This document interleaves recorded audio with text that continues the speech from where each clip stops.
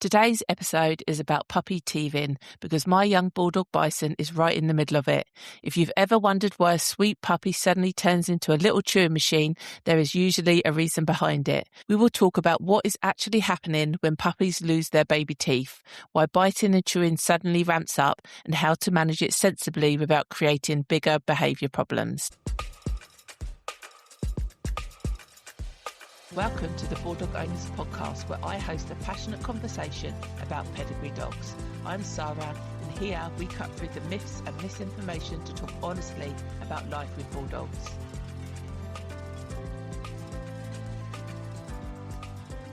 Okay, it's another walk and talk. And I thought, well, first off, I'm walking King by himself, but I thought I would do I've kind of done a few puppy-related episodes, so I might group them together at one point and be like, the Puppy Problem Podcast. But I thought we would talk about teething, puppy teething, because Bison, bless him, a baby Bison, he is 5 months or just short of 5 months, and he's teething like mad. And obviously, because I'm training dogs for the show ring, even if I have no major plans of showing them, they all still get treated the same way. So I still take them to Ringcraft, which is a training session where you teach your dog the basic principles of being a show dog, which is anything fancy.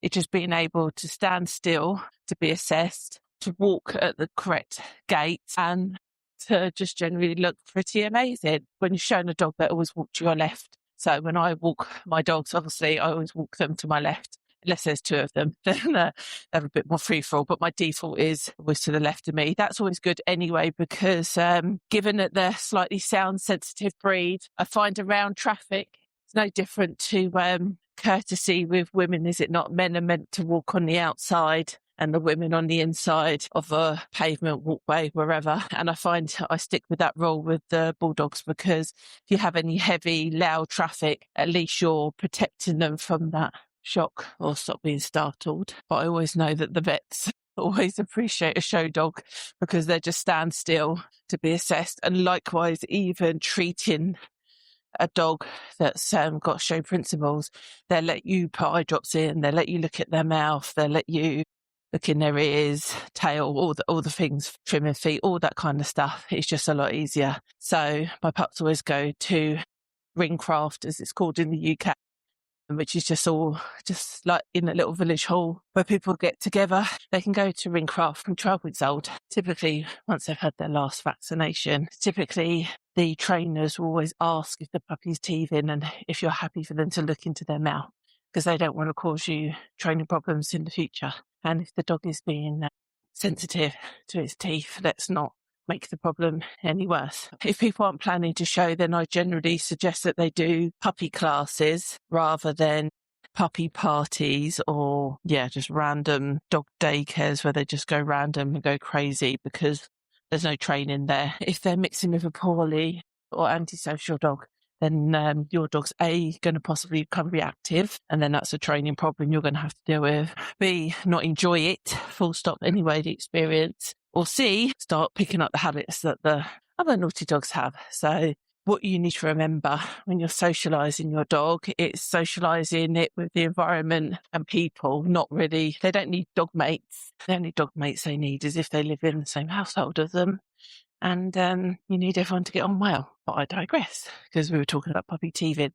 And Bison's going through it at the moment. Let's start at the beginning, is that when puppies are born, they are blind, they are deaf, and they have no teeth. But puppies do grow. Newborn puppies grow at a crazy rate. So typically, eyes open around, I say 12 to 19 days. Then ears will open, and then they're up and mobile, and then their eyesight gets better. And then you can start weaning them because their teeth start to come through, which is typically around 3 weeks old. And that's when you start weaning, because then they can transition from milk onto proper food or more dog food. And then you come and get your puppy 8 weeks old or thereabouts, and all seems good. I mean, their teeth might be small, but they're certainly strong. and they're like little needles that will savagely attack anything. I say that in jest. So what you got to understand is there's 5 reasons why a puppy might bite.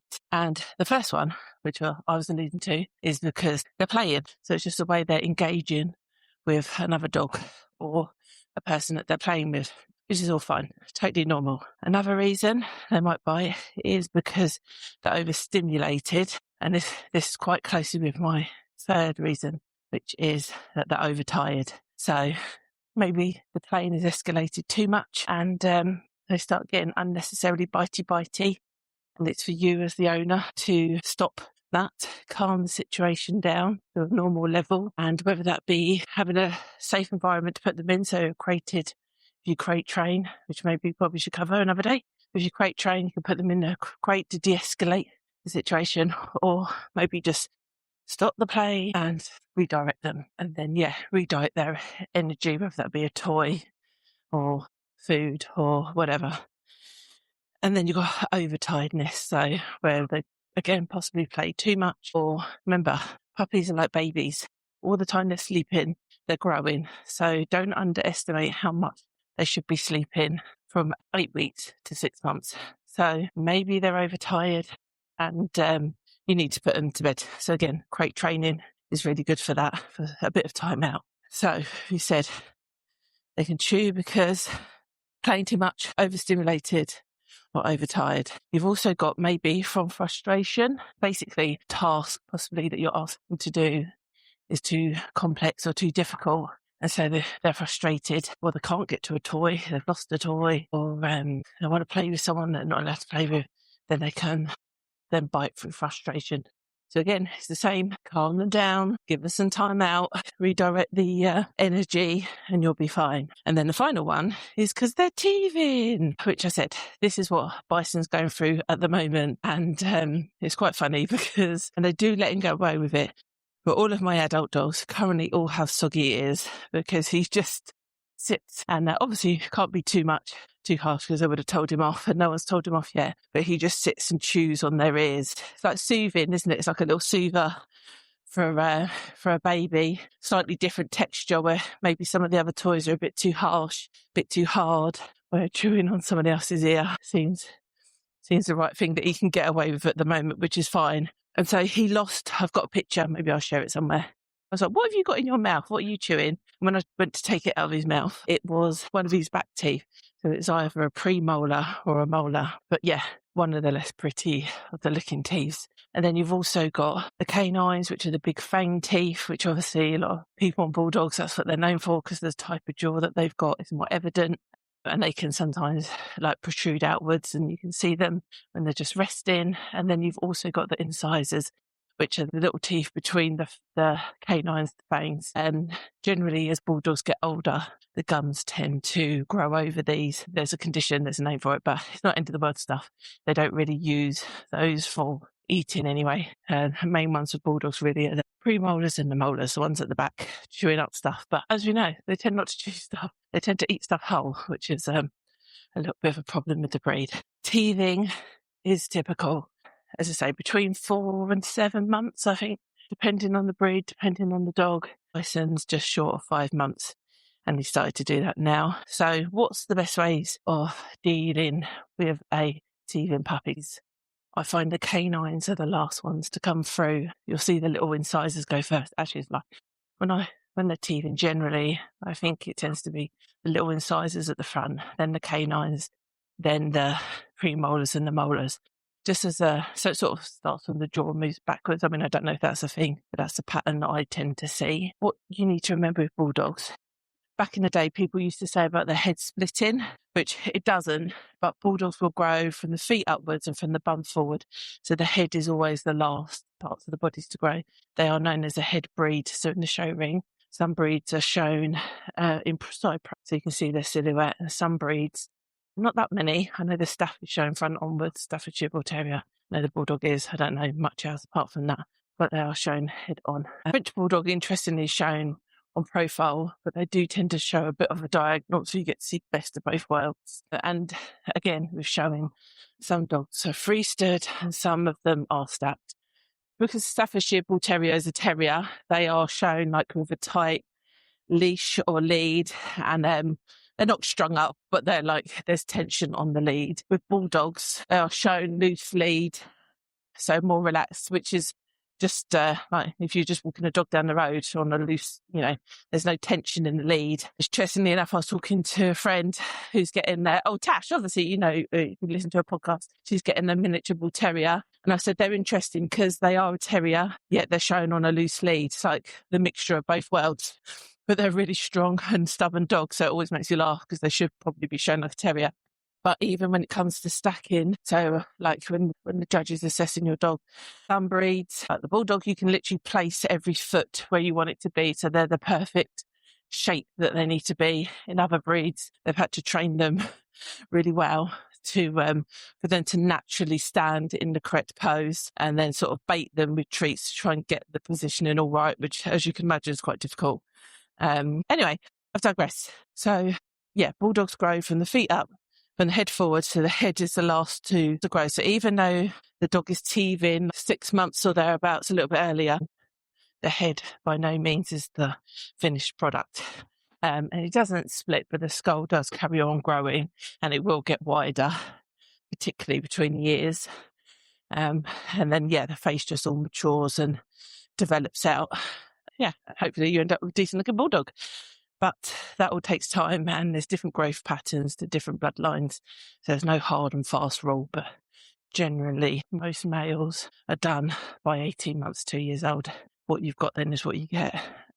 So typically with a growth pattern, you'll see them grow tall and maybe look skinny because their proportions are off, because they're growing from the feet up. So they're a bit tall and a bit leggy. And then when they grow from the bum forward, they get a bit wider and they mature and develop, and it all looks balanced again. The sign of when you're keeping a show dog, if they don't do any of that, they never look out of proportion as a puppy, you've got yourself a good little dog, because they're not doing anything crazy. I digress again. Teeth. So obviously when a puppy's teething, it's pushing, the adult teeth are pushing the baby teeth out of the way. Now what I have heard of is that puppy teeth can get chipped and fractured. And again, I've heard the vets suggested, we're going to have to operate on the dog and remove these teeth. It's ridiculous. They're puppy teeth. They're going to get pushed out the way when the dog actually teethes. If you don't want to put your dog under unnecessary surgery, unnecessary vet bills, increase insurance premiums for no reason, don't be doing this operation. Only if the teeth was to get infected, the dog's really poorly, then yes, or they're still there, it's still a problem once the adult teeth come through. So I tell you this because at the moment, Bison's adult ones, his canines, they've come through, not all the way yet, but they're up. And the little baby teeth are sort of wedged and pressed to the side of them. So obviously I'm going to give him toys and encourage him to chew to get those baby ones out the way, which I'm not concerned about, but he's got 2 sets of teeth at the moment, which just looks a little bit funny. So yeah, obviously I've already said his gums are going to be hurting, he's going to be uncomfortable, his natural instinct is to chew. So if I catch him chewing something he shouldn't, and I shouldn't be telling him off, I just redirect him onto something he can chew. At the moment, everyone else is letting him chew his ears, but obviously I'll encourage him to chew a toy. You might buy toys you can put in the freezer that will help with soothing. Some people will give a carrot, which I'm not against. However, you just need to remember, make that like a regular part of your routine, because carrots have a high sugar content, which will feed yeast. And then you could end up with like ear infections or yeasty ears or yeasty skin, just because the sugar levels that your dog is consuming has gone high. So if you ever give vegetables to your dog, they should always be green, preferably, and not legumes, peas or anything like that. So broccoli, cabbage, if you can risk it. I don't know, whatever the green veg is, try and stay away from peas, but that's more from a fertility perspective than anything. Obviously, given different textures, that's what I was trying to get across. There's tons of natural treats out there as well nowadays. When you give treats, you should always be with the dog to make sure that they don't do anything stupid. Dogs aren't the brightest. They will try to eat things whole, but rabbit ears with a really good natural dewormer. And I have given these to bulldog puppies like from sort of 4 weeks on, unless they're good with them. I'm not a fan of like these stag stag bars or whatever they're called. They're too harsh. Yak snacks, all these like hard cheeses are really good. If that's too hard for a puppy, you can put them in a microwave, little fragments that come off, and they puff up. Then they're like a big, almost like a really hard, puffy, cheesy, what's it? So that might be a better texture that they enjoy eating more. But yeah, it's just thinking about what's safe and different textures can you offer them whilst they're chewing that's enjoyable. Don't tell them off for chewing because it is natural for them to want to do it, but to redirect the behaviour. I think that's it. Okay, King is walked. I think we've covered all the reasons why puppy bite. And then we've just drilled down on the teething aspect just because that's what Bison's going through at the moment. And yeah, some of the things that you can be doing. But obviously, I recommend that you regularly look at them, look in their ears, look in their eyes, feel all down their body, touch their feet, check their pads, check in their mouth. Because then if you do need to have them looked at or assessed or anything, they're comfortable with you doing it. So yeah, that's it. We're done for this week. It's another week done. And I'll catch up with you next week on something equally interesting and Bulldog related. Bye. Before you go, head over to bulldogownersclub.com if you fancy a bit of support with your dog, help finding a puppy, or joining one of our fortnightly informal chatty community calls.